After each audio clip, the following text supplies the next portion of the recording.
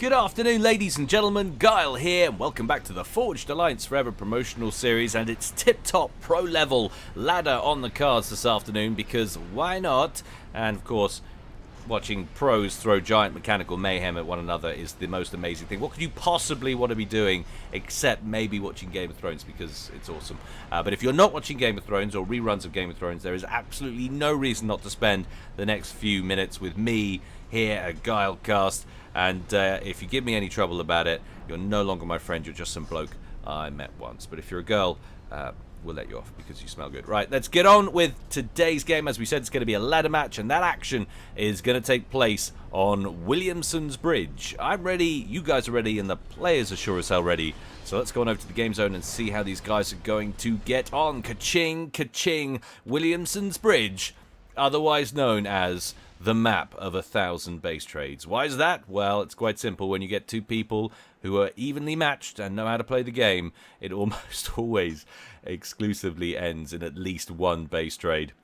The meta is you send your ACU up one of the edge channels, and your opponent does the same. If you happen to basically pick different channels, which for some reason always seems to happen, you end up at your opponent's base and start brutalizing it with your commander. And then it's about who can rebuild faster and quicker and then annihilate their enemy on the counterattack once again. It's a bizarre but very engaging map. CrazedChariot says in this poo, so I'm guessing he doesn't feel that way. But let's take a look at our players. Of course, CrazedChariot, as we just said, up here in the red corner, going his very customary UAF, however, very sensible. Opening first land there, going second air, and his opponent down here at the bottom right in the blue corner. He was in the previous cast. It's Nexus, presumably of reality. We couldn't quite establish, but I'm sure he is.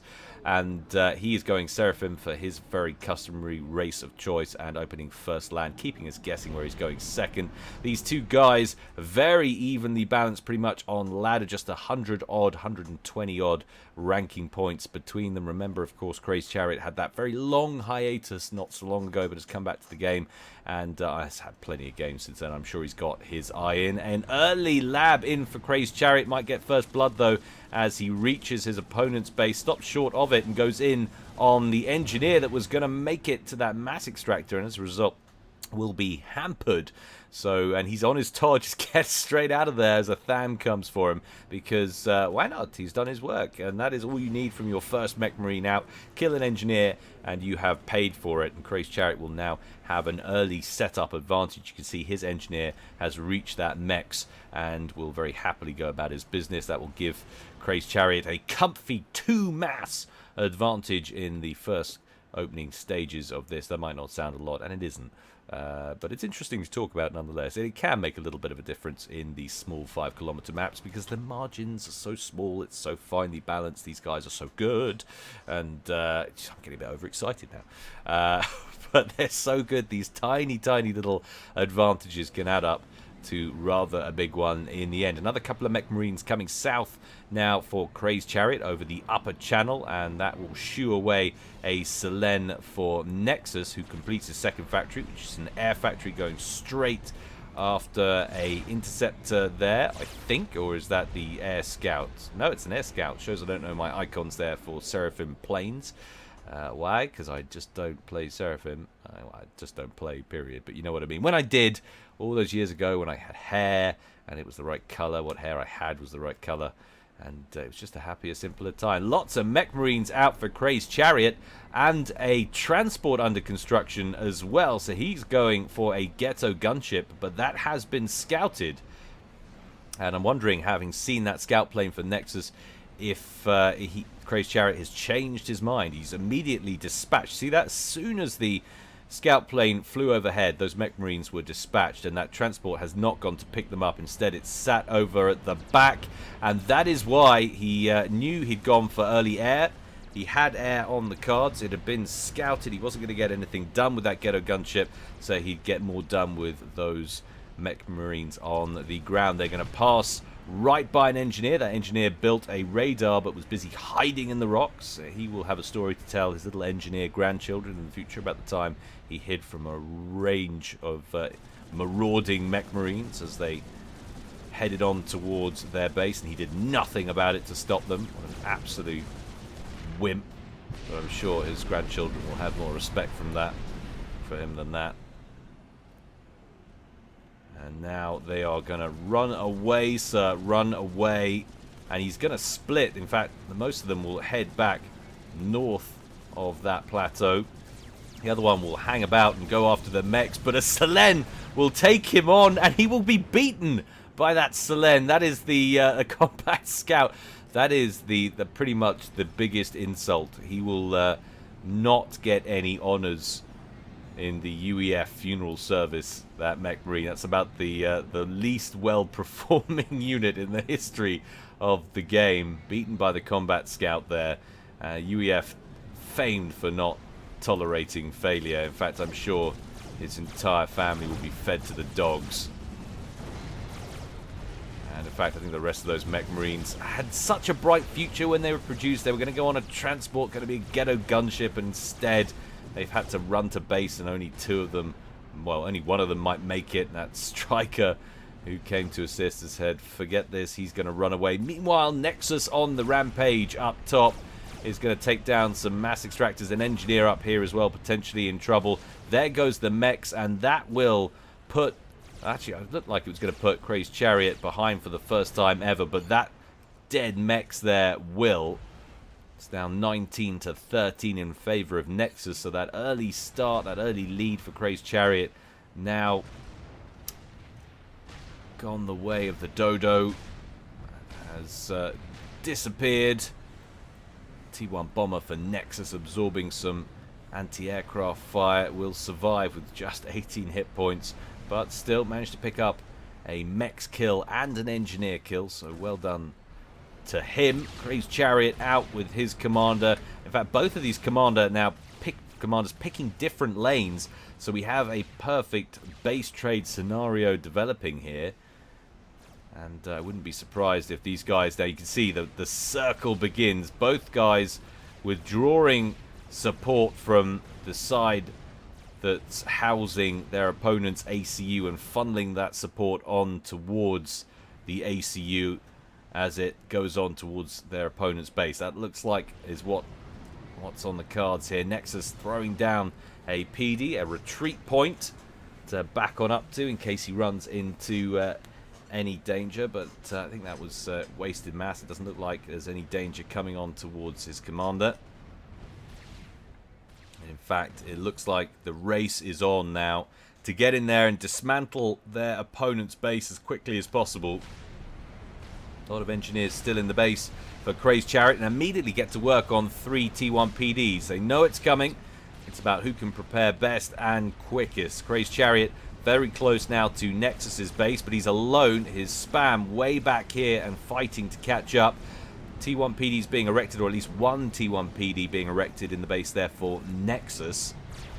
CrazedChariot won't get there in time to stop it. I don't think that's going to complete any second now. There it goes. Can they get the wall sections up in time? The engineer, one of the engineers, is killed. But they will get a wall section in play from the direction that ACU was coming.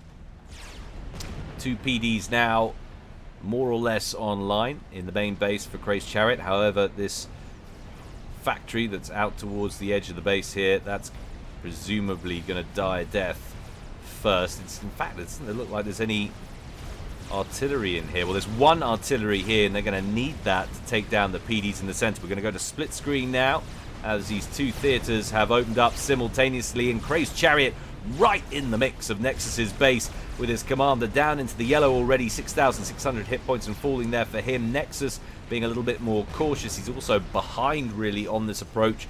CrazedChariot taking the bull by the horns, the horse by the bit, whatever your preferred analogy.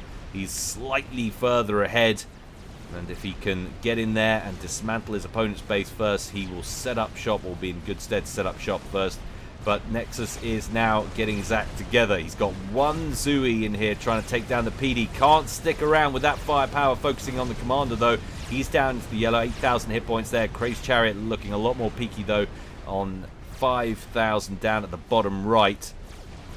And just one Zui, but excuse me, 3 more coming in from the east. That will help them take down those point defenses. Meanwhile, he's parked the rest of his units up there until it's safe to bring those in. More point defenses going in up at the back, though, for CrazedChariot. And still, all these factories producing units. That's when you know someone's given up and really abandoned a base in a base trade situations, when they're no longer worth producing units to slow up the opponent. Nexus still feels that that's on the cards, though, for the time being. Nexus now at a net loss on power generation. Why is that important? Well, if you can keep your power generation, your power production up, then your rebuild will be considerably more comfortable. Might be worth Nexus throwing down some T1 P-Gens over here so that he can keep his head above water. But all of the P-Gens dead pretty much in the main base, and CrazedChariot's doing exactly that with his commander. He's not waiting to kill off all the factories. He's getting started on some power production of his own. 3 T1 P-Gens queued up there, despite already having 260 still in the bank and 154 net on current expenditure. Doing okay, but preparing for the future. Still Thams rolling off the production line in Nexus's base. He needs to pounce on that CrazedChariot if he's going to keep those T1 P-Gens alive. Nexus, though, down into the red. That was very close indeed, absorbing a lot of T1 point defense fire from the guns at the back of the base there. 2,000 hit points, 2,100 on the clock, but gets a ranking vet. 3,400 there, and then gets to work reclaiming one of the 4 base factories there. Only 3 remaining for Nexus, so CrazedChariot was first into the base, and looks like he'll be first to kill off his opponent's base, which will really give him a leg up in this game. Only 1 factory remains, and then he will be good to go on the rebuild. Nexus with a long way to go to properly pacify CrazedChariot's starting location. Still, both guys on 11 mass per tick, but 320 power for CrazedChariot versus 140. That's a much more comfortable situation to be in. CrazedChariot working on a land factory and is underway. Nexus has some catching up to do. Still needs to get down a couple of mass extractors and that 1 land and 1 air factory, and of course all of those T1 P-Gens as well.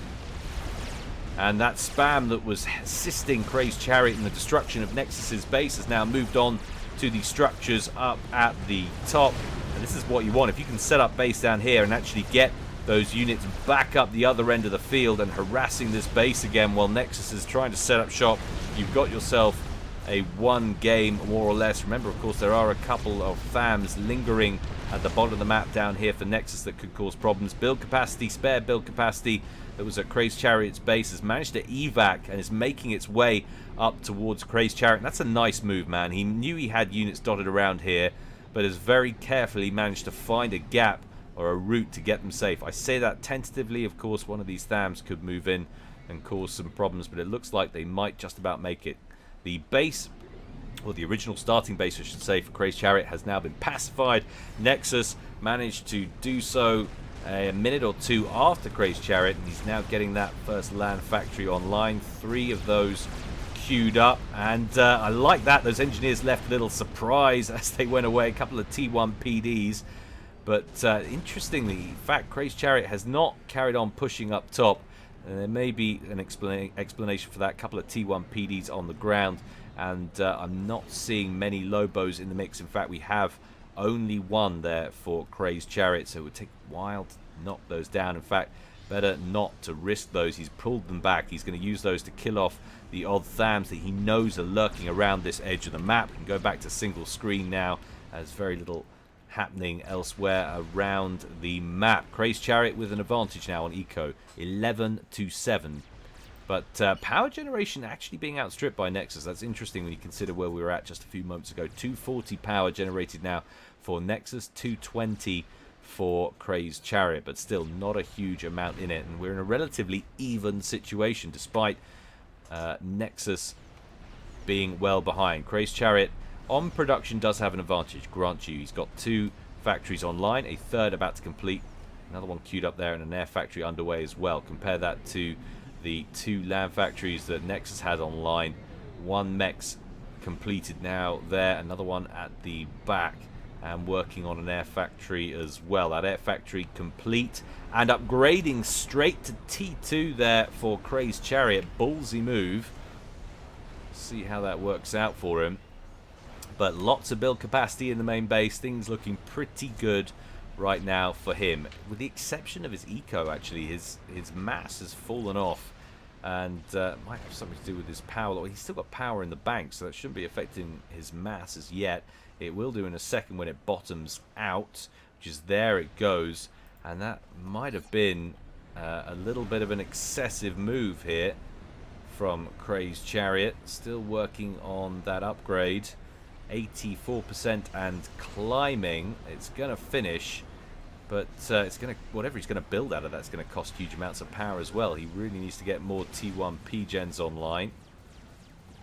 And he has been building a bunch actually up at the top of the map, but he's now going to lose those. So what he was relying on so drastically is going to bottom out soon. In come those Zooies. That will help take him down nice and quick. 15 to 21 in mass. That 400 power dropping to 360 is going to plummet even further. There it goes, 280. Down to 290. And going straight for another transport. So liking his early strategy. Not one to waste a good pre-prepared plan. CrazedChariot going for another ghetto gunship. And he's already got the mech marines to do that. That's interesting stuff. Scout plane has had a run over the top. He'll be well aware that there is an air factory up and running. And it looks like he's producing interceptors from that Nexus. And it's not just any transport. It's a Starlifter, a T2, which is why he needed the T2 transport. So that will be, if you can keep that alive, that's going to be a huge amount of damage. The question is, can he get enough interceptors out? Obviously a lot more build capacity in the T2 factory than the T1. Where's he going to take it? It's going straight up here to the defenses up at the top right. Of course, you can't direct the fire from the mech marines on board. They will just fire at whatever they fancy as you hover about overhead, but huge amounts of damage. But no air-to-air proficiency. And another Starlifter was under construction there. He switched it back up to a T1. I don't know if I like this play from CrazedChariot. It's gutsy, but it's not playing the percentages, and Williamson's Bridge is nothing if not a percentages map.